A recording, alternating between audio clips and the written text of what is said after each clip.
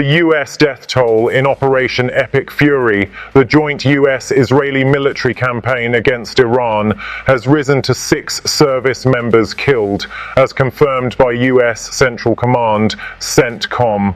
The fatalities stem primarily from Iran's retaliatory attacks following the initial U.S. Israeli strikes that began early February 28th, killing Supreme Leader Ayatollah Ali Khamenei and dozens of senior leaders.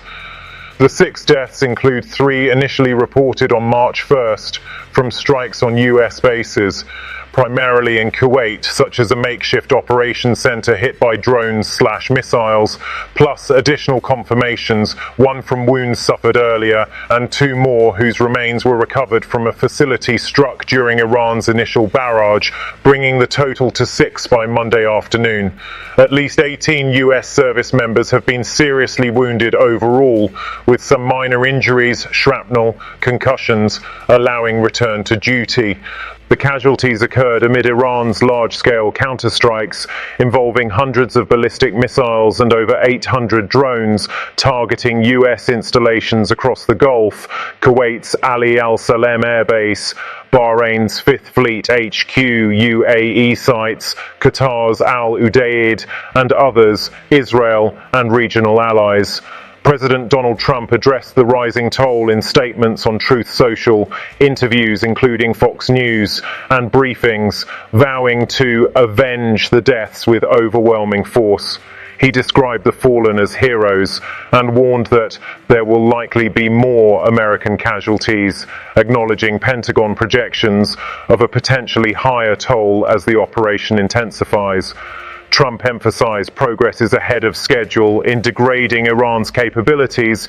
For example, missile sites destroyed, 9 warships sunk, air defenses hit.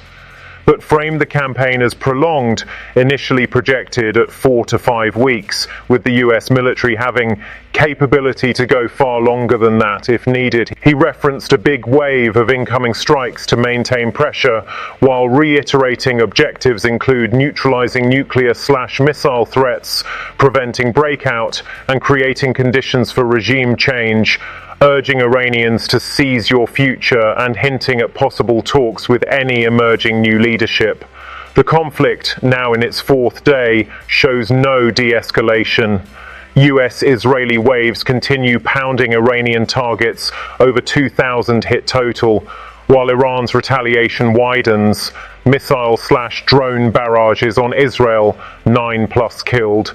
Gulf bases, civilian deaths/injuries. Hezbollah rockets/drone launches from Lebanon, IDF counterstrikes on Beirut suburbs, and maritime disruptions near the Strait of Hormuz, tankers attacked, shipping down 70%, oil prices up 13 to 15%. Iranian officials vow sustained devastating responses as a legitimate right, rejecting negotiations. Broader impacts include civilian tolls in Iran. Iranian Red Crescent reports 555+ killed. Gulf chaos, airports closed, thousands stranded, and global concerns. Russia/China condemn as aggression. Gulf allies affirm defense. Analysts warn of risks from prolonged attrition, higher US losses, energy crisis, proxy escalation, or internal Iranian fractures/IRGC consolidation. Identities of the fallen US service members await family notifications. Developments remain fluid as strikes and counterstrikes persist hourly.